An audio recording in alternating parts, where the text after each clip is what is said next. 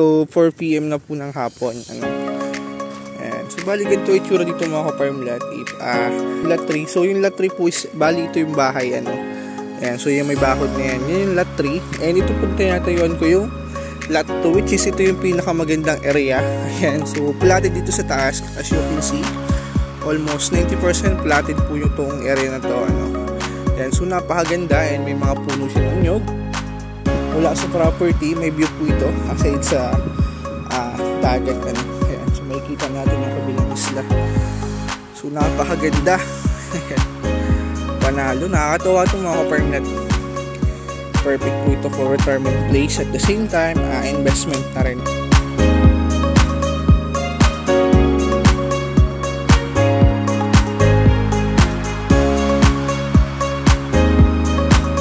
Yung recommended ko na portion mga ka-farm lot kasi yun nga platted yung area nya and elevated yung lugar, so mataas yung level sa tubig, so hindi siya risk and perfect po yung view nya kung papansin nyo. So panalo, and balilinisin lang natin ito nasa harap or pwede hindi naman para kanlungin nasa baba. Ayan. So ito po yung view nya pag nandito ka sa taas ng property. So napakaganda, elevated. Ayan, panalo. So tamang-tama ito for an infinity pool kung may plano ka. And bali ito yung farm area po ng lot 2. So bali ito recommended ko lot 2, lot 1, lot 2, lot 3. Ito may bahay. Ayan. And kung interested ka ka-farm lot na mapanood yung property tour, so binidyo ko po yan lot by lot. Ayan, so panoorin po natin yung buong video. And wag nyo pong skip mga ka-farm lot dahil baka ito na yung dream property mo. At kung naghahanap ka po ng investment para sa family mo, so tama-tama itong mga ka-farm lot.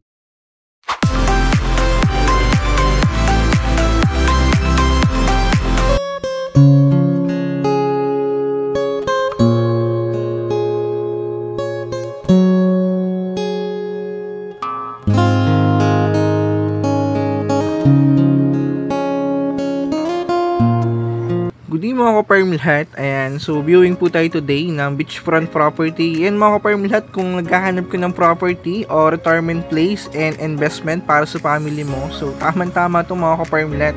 So meron tayo ngayon na beachfront property na for only 650 pesos lang per square meter.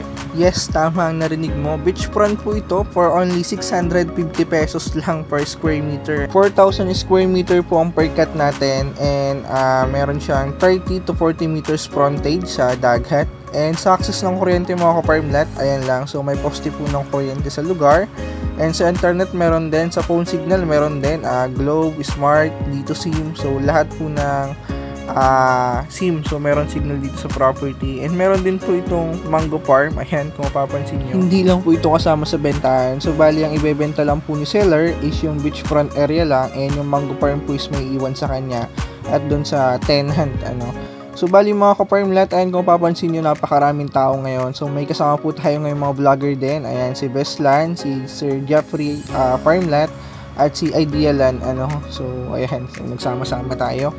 Note mga ka-farm lot, yung nabanggit ko pong presyo kanina na 650 pesos per square meters is depende po yan sa area. So bali 7 lot available po tayo. Starting tayo for 2.8 million price, so 4,000 square meters. So kung i-divide natin is 650 pesos lang per square meter. So depende po bali 4 lot po yung 650 pesos natin per square meter. And yung prime lot naman po, yung lot A to C is 4,000 square meter for only 4.5 to 5 million. So kung i-divide po natin is around 1,000 pesos siya or more per square meter. So ilalagay ko na lang po yung final price sa likod ng video or dun sa details. Pwede nyo po i-click yung details, and ilalagay ko din po dun sa dulo ng video para aware din po kayo. So bali mga ka-farm lot, yung nilalakaran po natin is sakop na po ito ng property. So bali ito po yung sakop ng lot 2, lot B. Ayan, so itong platted area na to. And yung may bahay naman mga ka-farm lot, kung mapapansin nyo, so yan po yung lot C natin, prime lot. So 4,000 square meter, ang pricing po niyan is 5 million. Kung i-divide natin, it's around 1,000 or more siya per square meter. So nilalakaran ko naman po na lot B is 4,286 square meter. So ang pricing naman po nito is 4.5 million ano. So mura pa din kung tutusin compare sa other property na binebenta, kasi kung mapapansin nyo po, medyo mataas siya dun sa price pero malaki naman yung sukat niya. So 4,286 square meter something. So mura pa din kung i-divide natin compare sa mga other beachfront na binebenta na nagpa-pricing na ng almost 3 to 5,000 per square meter. And ang good thing dito mga ka-farmlet, bibihira po tayong makakita ng beachfront na malapit sa bayan. Bali 12 to 15 minutes lang po, nasa town proper na tayo ng Santa Elena, Camarines Norte. So sa hindi nakakaalam mga ka-farmlet, ang Santa Elena, Camarines Norte po ay next na bayan lang ng Calawag, Quezon ano. So after ng Quezon lang mga ka-farmlet, kaya may distance lang po ito from Manila na 5 to 6 hours drive or 7 hours drive po, pinakamatagal na yan kung may sarili kang service. And ang maganda dito mga ka-farmland, meron pong new project ngayon na TR4. So Manila Bicol Expressway yan mga ka-farmland. So from Manila, direct po yan ng Bicol, ng Albay. So dadaan yan sa mismong boundary ng Santa Elena at Calawag, na possible soon is malis na yung travel time natin from Manila. Kung sa ngayon is 5 to 7 hours, so possible soon is malas po ng 2 to 4 hours drive. So napakalaking bagay niyan mga ka-farmland. And just one thing po reason kung bakit mabilis po tumaas ang property ngayon, lalo na sa part ng Quezon Province so popular na ang Calawag or Lopez, Tagkawayan. So dahil po sa mga new project ngayon, is na dyan ang Manila Bicol Expressway. So yan po ang the most reason kung bakit mabilis tumaas ang value ng property po dito sa Quezon dahil dito sa project na to. And aside dyan mga ka-farmlet, so marami po ditong dine-develop na bypass road So alam naman po natin na mas mabilis tumaas ang value ng property, lalo na if nagkakaroon ng development sa lugar. Kaya ito po yung perfect time to invest property or land banking habang hindi pa tapos yung development dito sa Quezon. So bali tapos na po sila mag-relocate mga ka-farmlet. Ayan, so bali high tide po ngayon dito sa property. And check natin ng high tide kung ano yung tsura.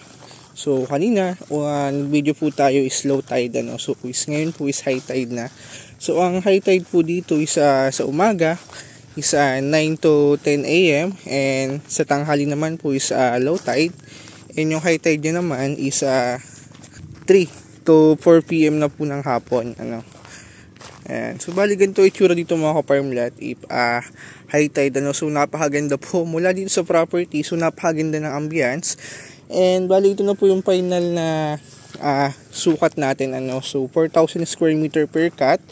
And bali yung lot 1, lot 2, lot 3. So yung lot 3 po is bali ito yung bahay Ayan, so yung may bakod na yan. Yan yung lot 3. And ito po tinatayuan ko yung lot 2, which is ito yung pinakamagandang area. Ayan, so platted dito sa taas, as you can see. Almost 90% platted po yung toong area na to Ayan, so napakaganda and may mga puno siya ng nyog.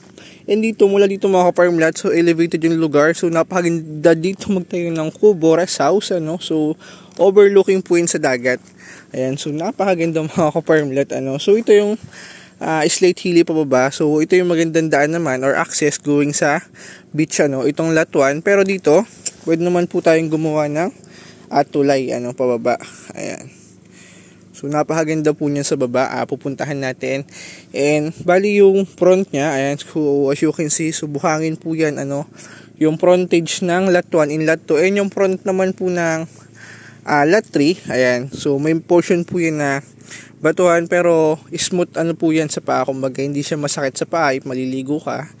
Ayan, hindi naman siya sagabal and bali yung gilid naman natin yung lot 6 at lot 7 naman po is yung may mangrove area. Ayan, kung gusto mo ng mangrove area, ayan, so tama po yan. And ang maganda dito mga ka-farmlet, itong best selling nila ito may bahay so yan po yung isa din sa magandang area kasi may bahay na. So ang maganda dyan, dahil may bahay na, i-renovate mo na lang so yan po yung portion na lot 3. Yan, bali ito naman yung farm area nya. Yan, so napakaganda rin. May mga puno ng mangga. And yan, so common po so puno po yun ng puno ng nyog. So napakaganda mga ka-farmlet. And lahat po yan is may access sa road so may access siya sa daan. So from National Highway Nag-drive lang po tayo ng almost 12 to 15 minutes, and sa town proper, ganun din po. So napakalapit lang. And accessible siya puntahan kasi from National Highway, so all cemented naman yung daraanan natin. May portion lang po na almost 150 meters na rough road. Napasok naman ng four-way, so yun po is right of way ng property. Pero from National Highway, so smooth naman po. All cemented naman yung daraanan natin going sa property. And sa town and sa Manila mga ka-farmlet, mag-drive lang tayo ng almost 6 to 7 hours from Manila. Ayan. So although may distance siya, pero isang bilis ka lang naman babiyahe. Ayan, kaya perfect din to mga ka-farmlet kung naghahanap ka ng retirement place at the same time investment na rin. So tamang-tama po ito kasi beach lot. So yearly nagtataas po ang value ng property, lalo na if beach kasi bisbihira yung nagbebenta, kaya mas mabilis mag-appreciate or mas mabilis tumaas yung value niya compare sa farm lot. So same scenario ng mga farm lot for sale namin dati. So ang pricing po ng beach dati, so parang farm lot lang ngayon. So dahil nga tumataas ang demand and bihira yung nagbebenta, so mas mataas po ang chance na lalong tumaas ang value ng mga beach lot dahil bibihira nagbebenta. And so bali ito yung kasama niyang bahay o resort o rest house ba yan. So hindi lang natin mapasok. So bali ito po ay dating resort ni Mayor na binenta kasi yun nga po is need ng budget. So dating mayor siya ng Santa Elena. Ayan. So active naman yung anak niya ngayon bilang vice mayor. So bali kasama na po ito sa bentahan. So hindi lang natin mapasok kasi sarado. Ayan, malawak itong mga ka-farm lot. Ang maganda dito, pwede mo siyang i-develop na second floor. Ayan, i-renovate na lang natin. And bali ito yung farm area niya. So yun yung lot 3. And then check ulit natin yung lot 2 at lot 1. And then ikot naman po tayo sa frontage ng lot 5, lot 6 at lot 7. Yan, so bali 7 slot itong mga ka-farm lot. And bali ito yung recommended na area kasi elevated tong area na to. And as you can see, platted area po yan. So napakaganda, tamang-tama po. Kung takot ka sa yung mismong direct sa dagat na nag-worries ka baka bumaha, abutin yung property mo. So tamang-tama po ito kasi mataas yung area, elevated po yan. Ayan. So almost I think almost 10 feet po yung taas niya. Kaya safe po yung lugar. Ayan. And bali ang swerte nitong lot 1 kasi ayan, bali dalawa po yung nasakop niya na source of water. So dito may puso ka, and doon sa gilid naman may deep well po doon na pwede mong sarilinin. So pwede mo nang maging source of water. Ayan, re-renovate na lang din, and may CR na rin. Ayan, so panalo, maganda itong mga ka-farm lot. So dito pasok ang 4 wheels, abot dito sa mismong site, abot dito sa mismong dagat niya. Ayan, so bali ito po yung front beach na lot 1. Ayan. So panalo itong mga ka-farm lot kasi ayan, kung mapapansin nyo, mula sa property may view po ito aside sa dagat. Ayan, so makikita natin yung kabilang isla. So napakaganda. Ayan, panalo, nakakatawa itong mga ka-farm lot. Perfect po ito for retirement place at the same time investment na rin. Kung may budget ka lang din na nasa bank account mo at di mo naman ginagamit, ay suggest na ilagay mo na lang sa farm. Kung hindi man sa akin, so dami ng vlogger, pwede ka pong mag-invest sa property kasi sa property mga ka-farm lot. So safe po ang investment mo. Aside kung ilalagay mo lang sa kung ano ng bagay or nasa bank mo lang, so sample nasa bank account mo, after 3 to 5 years, kung ano po yung value niyan, yun pa rin. So napakababa lang ng rate. Possible matalo ka pa po sa inflation rate. So maganda yung mga ka-farm lot if nilagay mo sa property 3 to 5 years from now, so napakalaki na po ng diferensya ng value ng property. Ayan, lalo na if beach, mas mataas tumaas ang value niyan. Kaya para ka pong nagtatanim na naghihintay mamunga yung pera mo. Ayan, so ganun kaganda mag-invest sa farm or sa beach lot mga ka-farm lot. Ayan, so panalo. Bali yung mga ka-farm lot, ito po yung beach frontage ng lot 1. So mula din sa may tao na yan, abot dito. yung frontage niya. So estimate natin kung ilang meters yan. Mamaya ilalagay ko sa description yung final, kasi wala akong final estimated. So ito naman yung front na lot 2. So kung mapapansin nyo sa video natin, elevated yung area niya. Ayan, so overlooking sa dagat. So recommended ko yun mga ka-farm lot. So mula dyan, abot dun naman sa tinatayuan ni Sir Jeff. Ayan, so yun naman yung beach frontage ng lot 2. And yung lot 3 po is yung may bahay. So yung lot 6, lot 7, so yung mangrove area, which is maganda rin naman yung portion niya.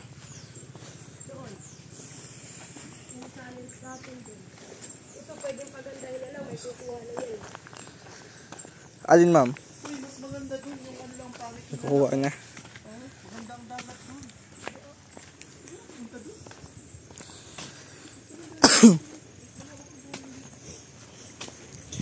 Yan, so bali ito po yung beach frontage na lot 3, yung may bahay. So ayan. So although medyo batuan siya mga ka-farm lot, pero banayad po yan and buo po yan, so hindi siya masakit sa paa. Ayan, so banayad naman po ito. Ayan, napakaganda rin po ng harap niyan mga ka-farm lot. Ayan, as you can see. So ang maganda dito mga ka-farm lot, safe ka, hindi siya biglang lalim. So although may bato siya dito sa portion na to, if high tide, pwede ka nang maligo sa portion na to.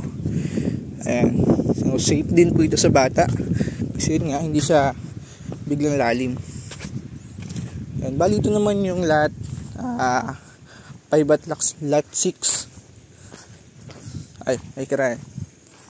So bali ito yung lot 5 at lot 6 mga ka-farm lot. So bali mangrove area siya, pero maganda dito. So hindi siksik yung mangrove area niya, and hindi siya makulimlim tingnan. Ayan.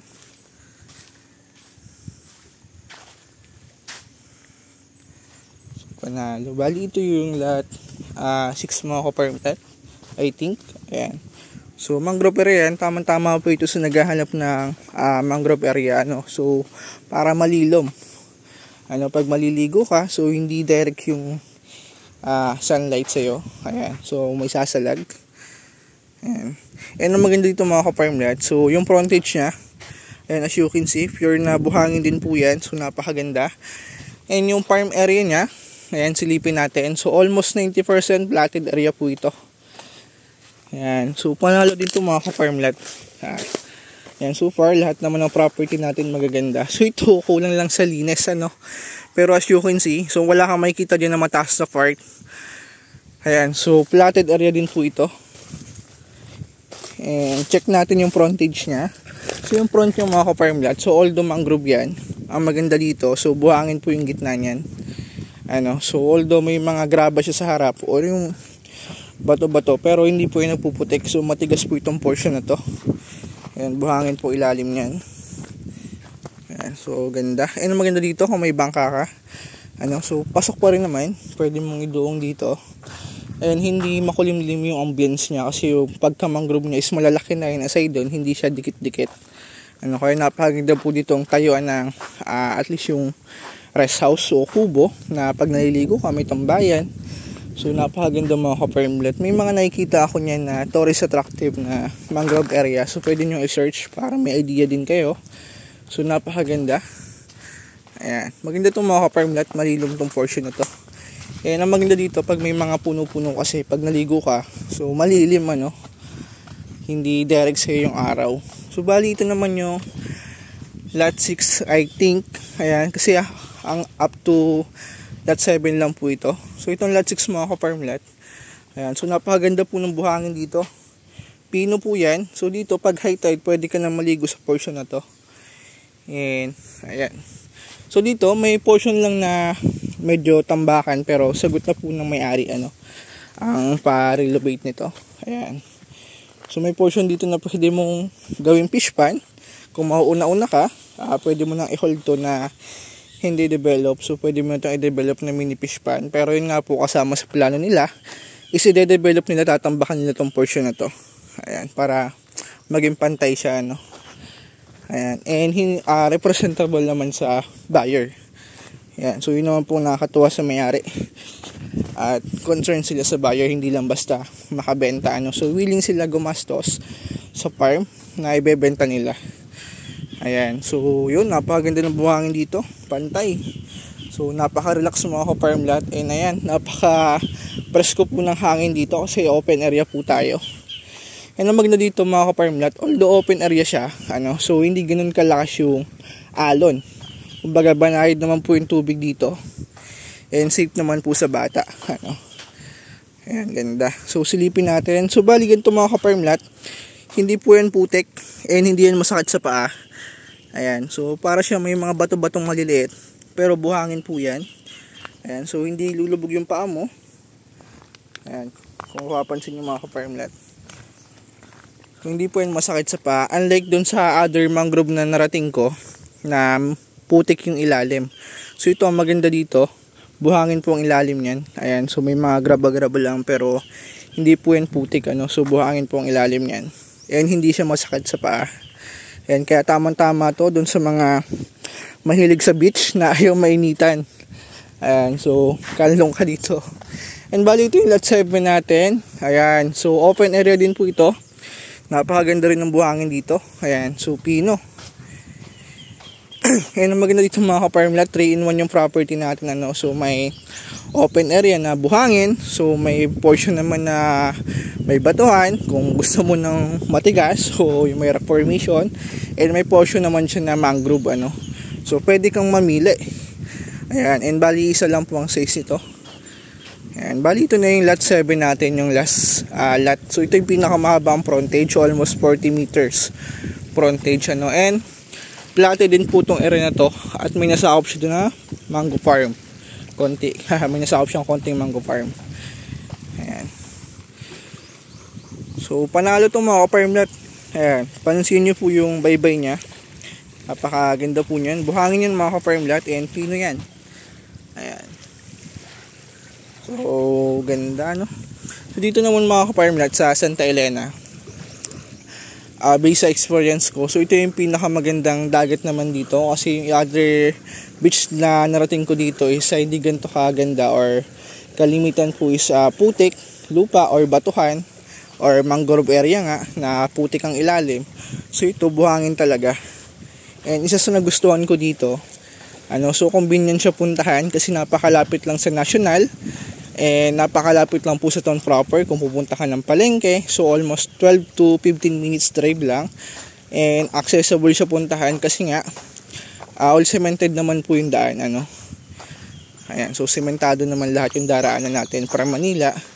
May portion lang na almost 150 meters yung right of way. So yun lang yung portion na not cemented, pero accessible naman siya.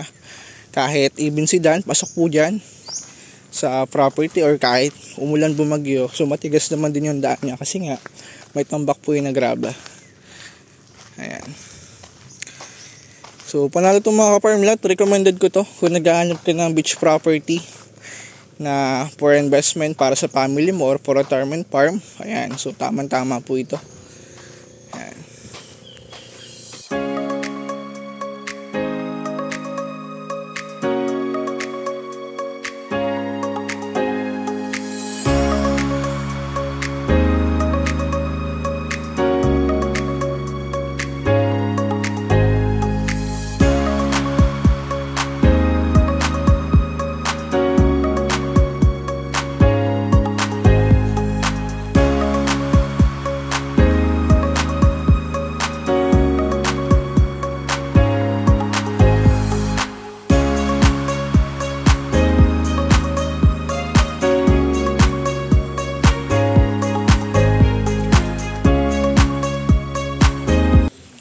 Tara, so silipin ulit natin yung lot ng mga ka-farm lot. Ayan. So panalo to. Ayan, so dun sa mga nag-skip, ayan, i-viewing ulit natin yung lot 2. Yan, bali ito yung recommended ko na portion mga ka-farm lot kasi yun nga, platted yung area nya and elevated yung lugar. So mataas yung level sa tubig, so hindi siya risk, and perfect po yung view nya. Ayan, kung papansin nyo. So panalo. And bali linisin lang natin ito nasa harap, or pwede hindi naman para kanlungin nasa baba. Ayan. So ito po yung view nya pag nandito ka sa taas ng property.